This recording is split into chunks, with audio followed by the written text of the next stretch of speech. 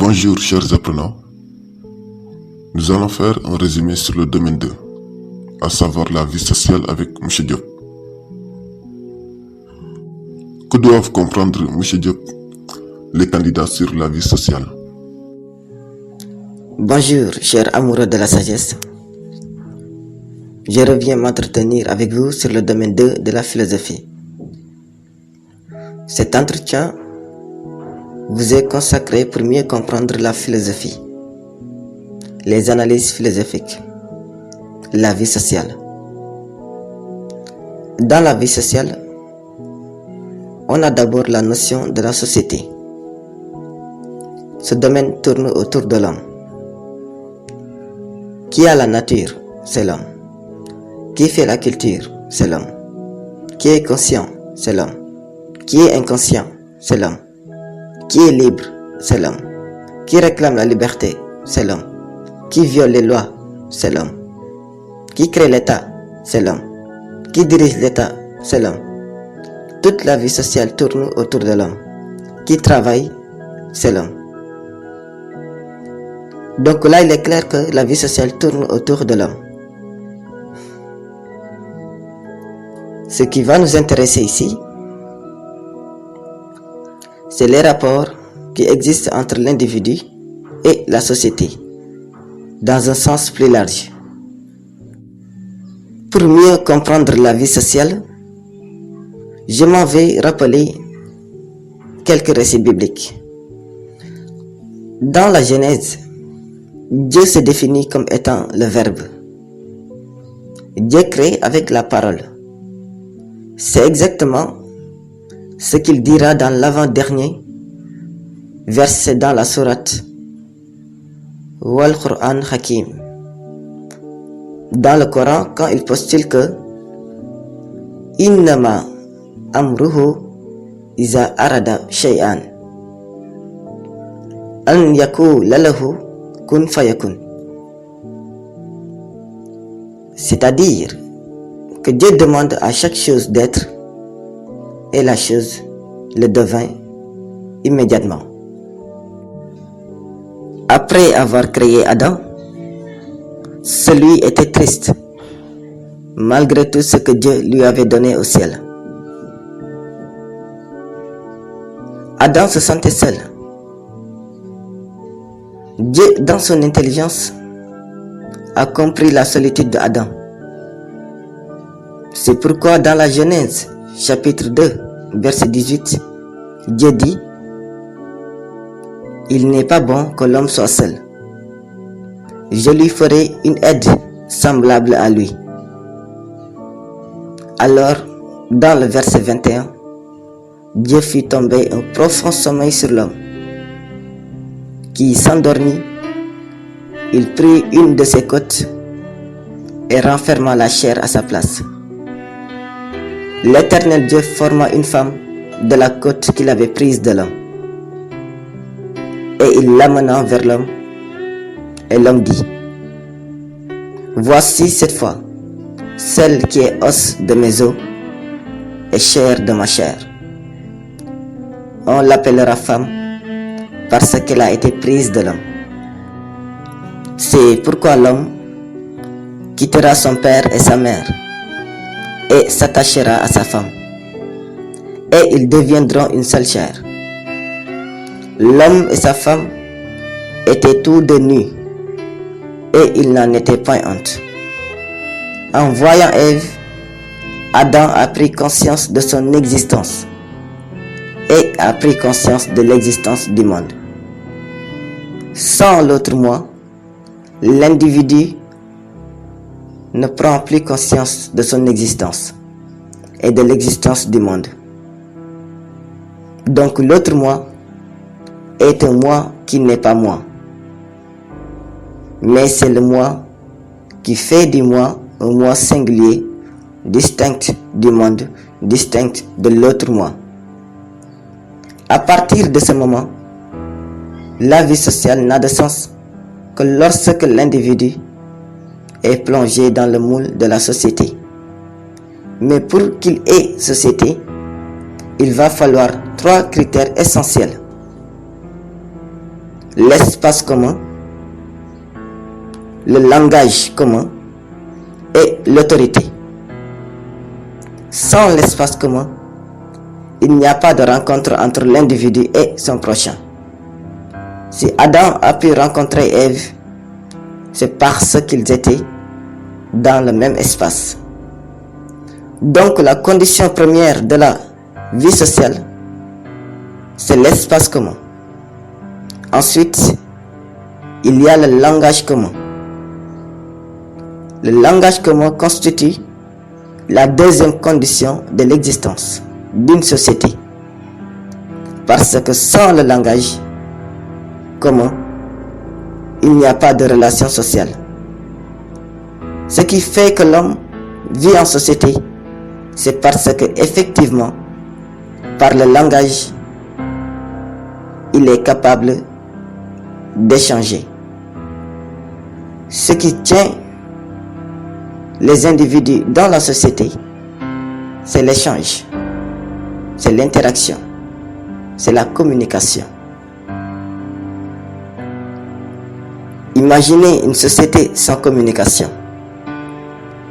Imaginez-vous dans une pièce, dans une maison, où personne ne se parle. Imaginez-vous dans une classe, où le maître est silencieux, les élèves sont silencieux. Imaginez-vous dans une relation amoureuse, où vous ne communiquez pas entre vous. Vous risquerez tout simplement de tuer la relation, de tuer la vie sociale. Donc le langage est important dans la société. Le langage a des pouvoirs magiques et divins. Rappelez-vous, Dieu a créé le monde par la parole. Dieu a créé le monde par le pouvoir du langage. Dans Genèse chapitre 1, versets 1 à 31, la Bible déclare: au commencement, Dieu créa les cieux et la terre. La terre était informe et vide. Il y avait des ténèbres à la surface de l'abîme. Et l'Esprit de Dieu se mouvait au-dessus des eaux. Dieu dit que la lumière soit. Et la lumière fut. Dieu vit que la lumière était bonne. Et Dieu sépare lui-même la lumière d'avec les ténèbres. Dieu appela la lumière jour, et il appela les ténèbres nuit. Ainsi, il y eut un soir et il y eut un matin. Ce fut le premier jour. Dieu dit qu'il y ait une étendue entre les eaux et qu'elle sépare les eaux d'avec les eaux. Et Dieu fit l'étendue et il l'étendit. Et il le sépara. Il sépara les eaux qui sont au-dessous de l'étendue. Et cela fut ainsi. Dieu appela l'étendue ciel. Ainsi, il y eut un soir et il y eut un matin. Ce fut le deuxième jour. Dieu dit que les eaux qui sont au-dessous du ciel se rassemblent en un seul lieu et que le sec paraisse. Et cela fut ainsi.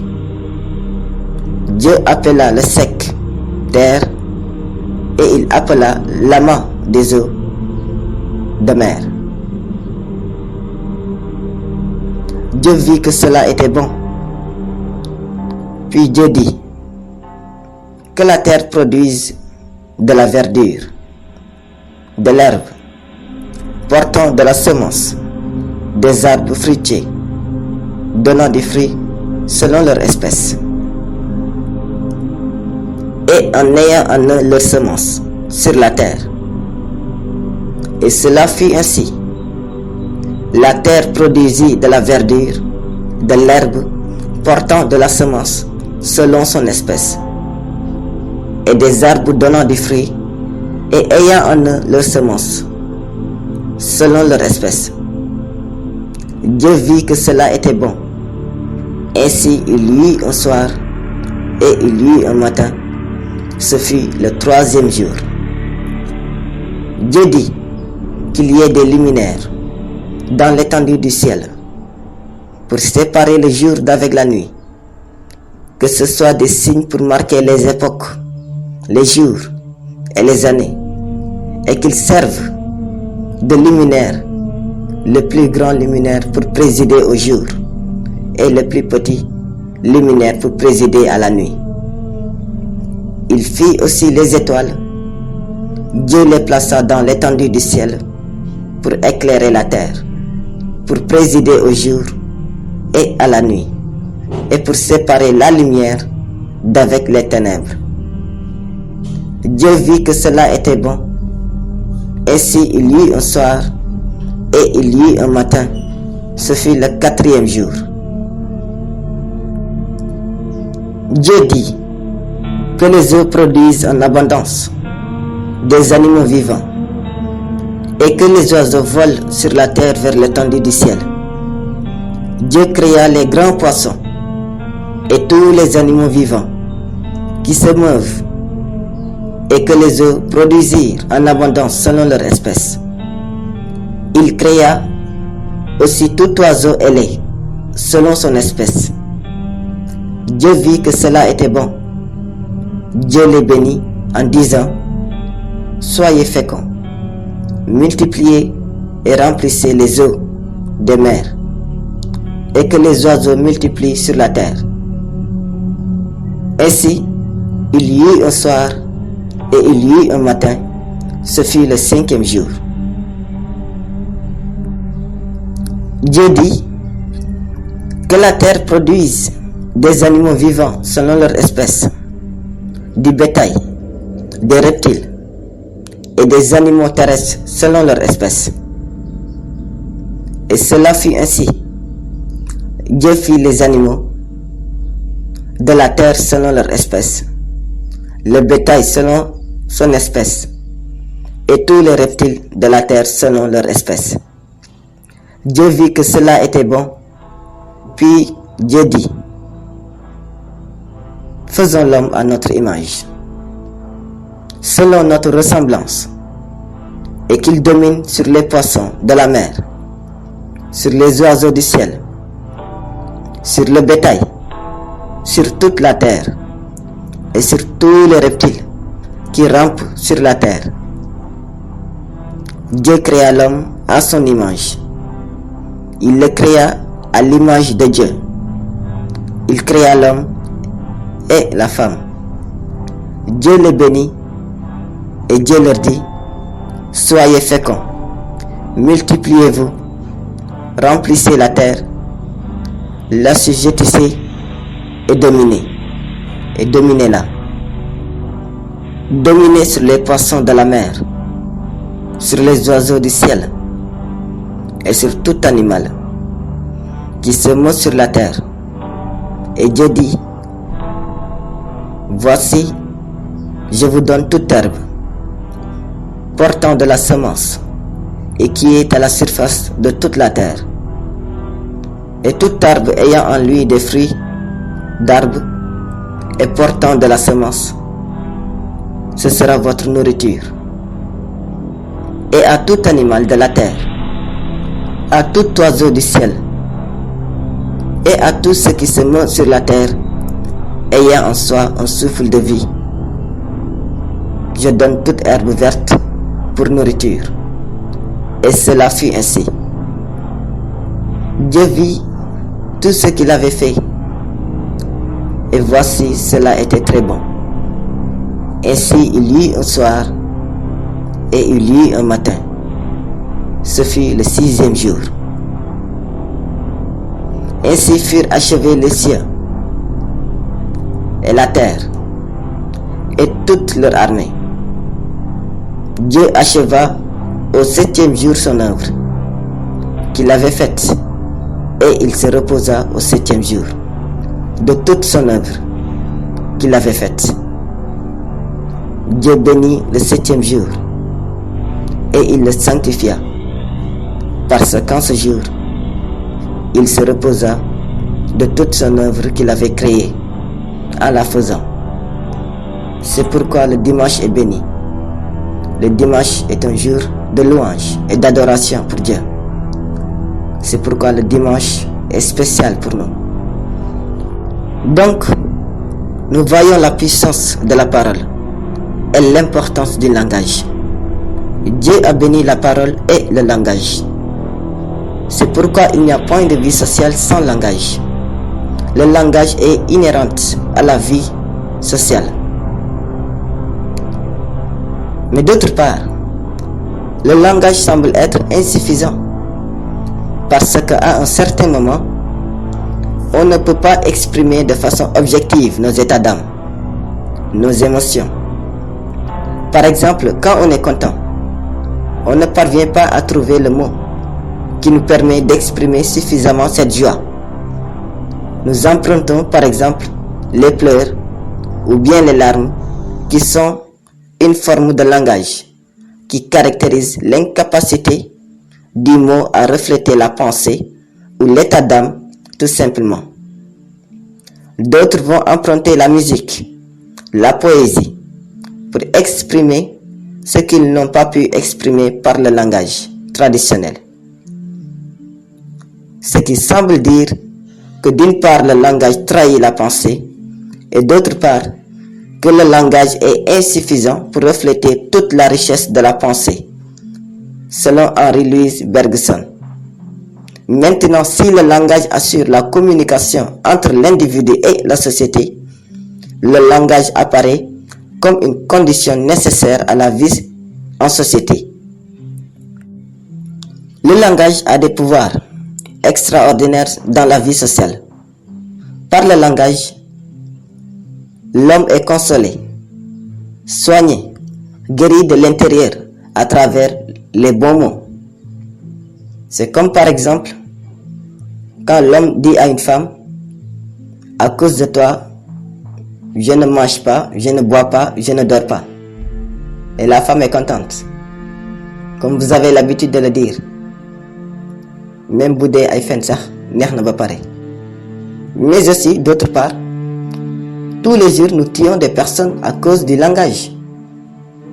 Combien de personnes sont découragées? Combien de personnes se sont suicidées après un mauvais langage à leur égard? Tu regardes quelqu'un qui prépare le bac, tu lui dis, tu n'auras pas le bac, bac bi doo ko am. Tu as découragé cette personne. Donc le langage a des pouvoirs aussi bien positifs que négatifs dans la vie sociale. Aussi, il faut préciser qu'il y a différentes formes de langage. On peut communiquer gestuellement, on peut communiquer à travers notre habillement, on peut communiquer par la danse, on peut communiquer par l'écriture, on peut communiquer par les regards. Donc le langage est multiforme. C'est pourquoi on définit le langage comme tout système de signes pouvant servir à la communication. Donc ce qui distingue le langage animal du langage humain, le langage humain suppose l'existence d'une pensée, alors que le langage animal est un langage instinctif avec des signaux. Un langage paraverbal, contrairement au langage verbal de l'homme. La troisième condition de la vie sociale, c'est ce qu'on appelle l'autorité. L'autorité peut être soit étatique, soit religieuse. Dans tous les cas, on a besoin d'une autorité dans la société. Parce que selon Hobbes, la nature humaine est foncièrement méchante, violente et égoïste. Maintenant, il faut une autorité dans la société pour juguler cette méchanceté, c'est-à-dire maîtriser, arrêter, contenir efficacement le développement de la méchanceté de la nature humaine, inhérente à l'individu, À partir de ce moment, Hobbes va postuler que l'individu laissé à lui seul, sans foi, sans loi, ni roi, est aussi pire qu'une bête. Maintenant, juguler cette violence inhérente à l'individu, c'est recourir à une autorité en la personne de l'État, qu'Hobbes appelle le Léviathan, pour permettre aux individus de mieux vivre en société, de maintenir l'ordre et la stabilité et éviter le chaos et l'anarchisme dans la société. Parce que l'homme est un animal égoïste qui a besoin de maître, comme disait Karl Marx. Mais de ce point de vue, l'autorité apparaît comme étant le garant de la stabilité de la vie sociale. À partir de ce moment, l'autorité étatique devient une nécessité incontournable, ce qui nous permettra plus tard de réfléchir sur la problématique de la liberté. Est-ce que l'autorité des pouvoirs, que ce soit politique ou religieux, est-il essentiellement nécessaire dans une société? D'une part, oui, parce que si l'homme est fait d'insociabilité, d'égoïsme, on a besoin de l'État pour maintenir l'ordre. Parce qu'une société sans autorité, capable de poser une certaine contrainte, capable de poser une certaine coercition, capable de poser ce que quelqu'un comme Max Weber va appeler le monopole de la violence physique légitime, effectivement, sèmera dans la société le chaos, le désordre, l'anarchisme. C'est pourquoi Thomas Hobbes postule que l'autorité étatique doit être fort, violent, pour arracher les intérêts particuliers et maintenir l'intérêt général. La cohésion du groupe, c'est ce qu'on retrouvera dans les doctrines politiques, comme l'absolutisme, le totalitarisme, qui postule effectivement que la liberté de l'individu doit être bafouée dans l'État, dans la mesure où la priorité, c'est la cohésion du groupe. D'autre part, certains vont objecter à cette autorité étatique. C'est le cas des anarchistes, qui vont poser en effet que la vie sociale, en tant qu'elle reconnaît l'existence d'une autorité étatique, semble être dangereuse à la liberté. Donc, pour récapituler un peu, retenons que la vie sociale repose sur l'espace commun. Parce que sans un espace commun, il n'y a pas tout simplement de rencontre entre autrui et moi. Cette rencontre n'est possible que si on partage le même espace. Donc, cet espace commun constitue le lieu où l'échange entre les individus se fera. Il n'y a pas de société sans langage, parce que le langage est le moyen par lequel les individus entrent en relation. Selon Karl Marx, l'individu n'est rien d'autre que la somme de ses rapports sociaux.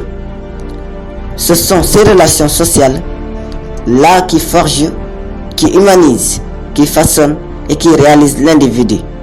Mais ces relations ne sont possibles que s'il y a un langage commun. Maintenant, par rapport à l'autorité, l'État en est garant. L'État est un garant. Il fait en sorte qu'effectivement, qu'il y ait de la stabilité, de l'ordre dans la société. Cependant, l'État pose la problématique de la liberté. La question est de se demander, est-ce que ce pouvoir étatique n'est pas une contrainte à la liberté? Ou bien est-ce que cette autorité étatique est capable de garantir la liberté? D'une part, on peut dire que l'État constitue la condition de la liberté dans une société. Parce que sans l'État, effectivement, chacun sera libre de faire tout ce qu'il a envie de faire. Et si chacun fait tout ce qu'il a envie de faire dans une société, c'est le chaos, le désordre et l'anarchisme qui seront les conséquences. Maintenant, pour éviter cela, l'État demeure nécessaire et contrôle les individus en exerçant une violence légitime. Mais par rapport à cela, il y a l'objection des anarchistes qui considèrent que l'existence de l'État annihile la liberté des individus parce que être dans un État, c'est être soumis à des lois, à des règles, à une autorité qui s'oppose souvent à l'exercice de notre volonté libre. Maintenant, il y a possibilité de poser une synthèse selon laquelle l'autorité étatique ne contredit pas forcément la liberté de l'individu, parce que la liberté véritable n'est possible que lorsqu'il y a sécurité. Et sans la sécurité, il n'y a pas de liberté, parce qu'être libre, d'abord, c'est être en sécurité. Si on est en sécurité, on aura tout simplement le pouvoir d'aller et de revenir, le pouvoir de travailler, le pouvoir d'exercer des relations en toute sécurité. Et cela ne sera garanti que dans un État. De ce point de vue, l'État semble être une nécessité, même si l'anarchisme considère l'État comme une contrainte à la liberté. La conclusion que Rousseau va apporter, ce n'est pas que l'autorité étatique que l'on va obéir, mais on obéit à une loi ou à une législation appelée la Constitution. Cette Constitution, même l'autorité étatique y est soumise. Ce qui veut dire que dans un État, ce n'est pas le chef de l'État que l'on doit obéir ou bien que l'on obéit, mais c'est à la Constitution qui se charge de l'organisation de la vie en société. Mais l'obéissance à ces lois, selon Jean-Jacques Rousseau, ne constitue point une contrainte à la liberté, mais une condition même nécessaire à la liberté. C'est pourquoi, dans le contrat social, il dit l'obéissance aux lois qu'on s'est prescrites est liberté. Dans la même foulée, Blaise Pascal dit l'obéissance est raisonnable.